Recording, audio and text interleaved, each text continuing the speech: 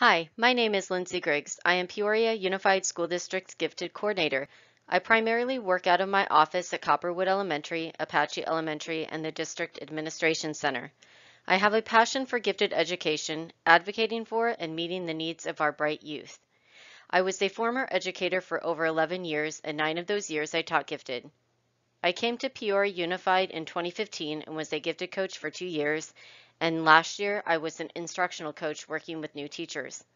I am excited and blessed to be in this role. Please don't hesitate to call or email me. I will do my best to respond to you within 24 hours. My contact information will be shared at the end of this video PowerPoint. Along with our vision for the district, every student, every day, prepared to shape tomorrow, the Federal Programs Department is focusing on meeting the academic and social emotional needs of our gifted students, as we do with other students with unique supports in the classroom. This diagram outlines the referral process in Peoria Unified School District. This presentation will follow this order, beginning with identification of students, testing eligibility, the location of the referral form in English and Spanish on the public site, testing using the new HMH Cogut Form 7 Cognitive Abilities Assessment, and the results and the notification to administrators, parents, and teachers. The identification of students for gifted testing is extremely important. There are many factors to keep in mind, several of which are culture, ethnic background, language attainment, gender, socioeconomic status is all irrelevant. Gifted students are currently at our schools, in classrooms, going unidentified. Gifted students have different ways of looking at the world and have different ways of learning. Many identified gifted students are not high achievers. This means that a lot of gifted students in our classrooms do not strive for straight A's, they don't seek to please the teacher, and they don't complete their work on time. So it's important for us to reflect on the students in our classroom with all ethnic backgrounds, language attainment, socioeconomic status, gender, so that we are identifying all groups of students in our classrooms. Because gifted children are so diverse, not all exhibit all characteristics all of the time. However, there are common characteristics that many gifted individuals share. Deep, intense feelings and reactions. Perfectionism, being critical and sensitive towards oneself. Anxiety, or possibly obsessive-compulsive disorder tendencies. Very sensitive, typically has leadership abilities. Asynchrony, meaning maturing at different rates than age peers, intellectually. Idealism and sense of justice at an early age. Concern with social and political issues and injustices. Their thinking is abstract, complex, logical, and insightful. Typically have longer attention spans and intense concentration and require little sleep. Can be seen as preoccupied with own thoughts and daydream. Learns basic skills very quickly and with little practice, 1 to 3 repetitions for mastery. Asks probing questions. Has a wide range of interests or extreme focus in one area. Very curious, interested in experimenting and doing things differently. Tends to put ideas together that are not typical. Has a keen, unusual sense of humor in which the teacher understands, however, the students in their grade level do not necessarily understand.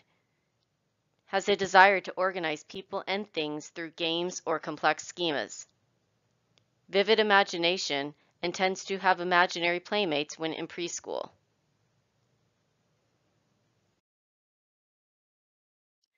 A subgroup of gifted students that are going unidentified in our classrooms are our 2E students, twice exceptional students, students with learning difficulties. Some of the common characteristics that these students may exhibit are struggling with basic skills and reading due to processing deficits. They may need compensatory strategies to ease learning. They have high verbal abilities but problems with written language. They may use language inappropriately. They have strong critical thinking, problem solving, and decision making skills, excelling in solving real world problems. They have unusual imaginations, can be extremely divergent in thinking, generating original but sometimes bizarre ideas. Sometimes these students appear immature due to use of anger, withdrawal, and are crying in dealing with difficulties. They tend to require teacher support and feedback in deficit areas, can be more independent in interest areas, and may appear stubborn and inflexible. They can be very sensitive towards one's deficits, can be critical of self and others, may engage in antisocial behaviors, though generally sensitive to the feelings of others. They may emerge as a leader among less traditional students, demonstrate street smarts. Deficits may, though, impact their leadership abilities. They have a passion for particular topics to the exclusion of others. Interests often not school-related. No gifted individual is exactly the same, each with his own unique patterns and traits. There are many traits that gifted individuals have in common, but no gifted learner exhibits traits in every area. This list of traits may help you better understand whether or not a student in your class is gifted, or a child at home.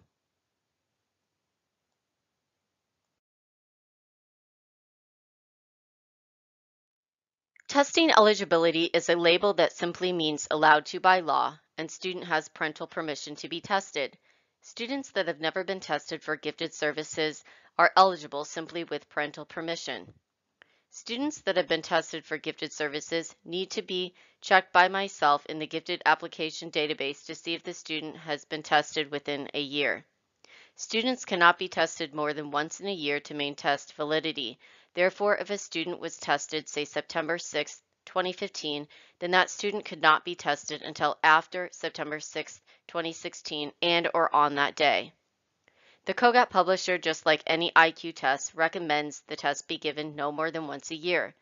A year time span in between tests will ensure that the practice of the first test doesn't interfere with the results of the second test, which will be identical. Once that is determined, again, the only other eligibility requirement is parental permission and signature. Without a parent-guardian signature, a student cannot be tested for gifted services. Now I'm going to show you where the location of the referral forms in English and Spanish are located. Once you are at the district public site, peoriaunified.org, go to the tab Our District. Then go to Programs and scroll down to Gifted Education. Find Referral Process under Gifted Education, and then you will see two forms, one in English and Spanish.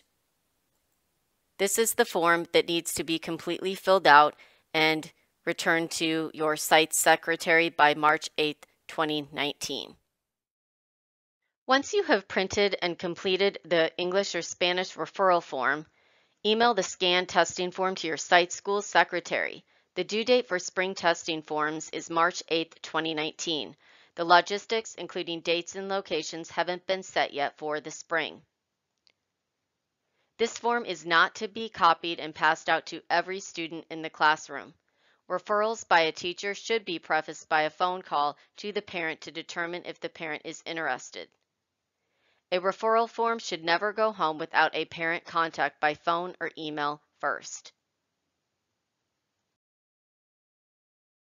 Peoria Unified School District has purchased the Cogut Online Form 7 K-12, which includes a screener and a post. Every student is different. The approach to teaching each student should be different too. With its reliable and valid assessment of abilities, Cogut lets educators make important programming recommendations, understand how each student learns, and gain valuable information about all students, including English language learners.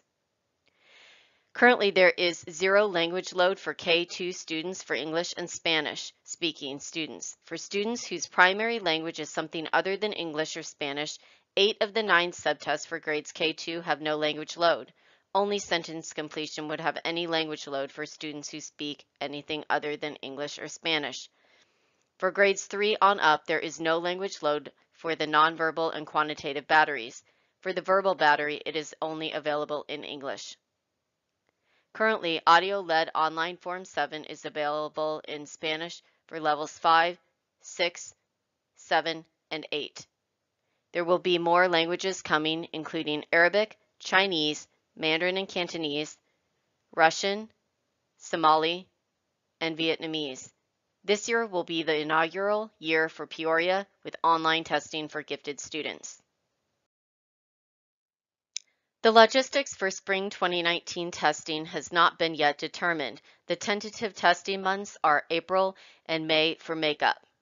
All students who are referred for gifted testing will complete the screener portion first, which is a smaller section of the cognitive abilities test, which makes up of only about 30 minutes. If those students meet the cut on the screener, they will go on to complete the 90-minute complete test. Results will be provided to parents within a 2-week time frame. To qualify per Arizona State and District, one needs a 97th percentile and above in any of the 3 areas. To qualify for the CCDI program at Copperwood, it is preferred to have 2 scores in the 97th percentile and above. To qualify for the Apache Gifted Academy, currently, one needs a 97th percentile and or above in at least one area of giftedness. Students reported to the state as gifted are only those with a 97th percentile and or above in any of the 3 areas of giftedness: verbal, quantitative, and nonverbal reasoning. Parents will be mailed a Cogut summary report along with a letter from the district informing parents of the test results. Details will be provided regarding gifted placement options in the district if the student qualifies. Due to the test being administered online, the turnaround for results and parental notification will be a shorter time frame within 2 weeks of testing. In closing, again, my name is Lindsay Griggs, the Gifted Services Coordinator within Peoria Unified School District. Please do not hesitate to contact me with any questions pertaining to gifted education, gifted testing, and/or eligibility.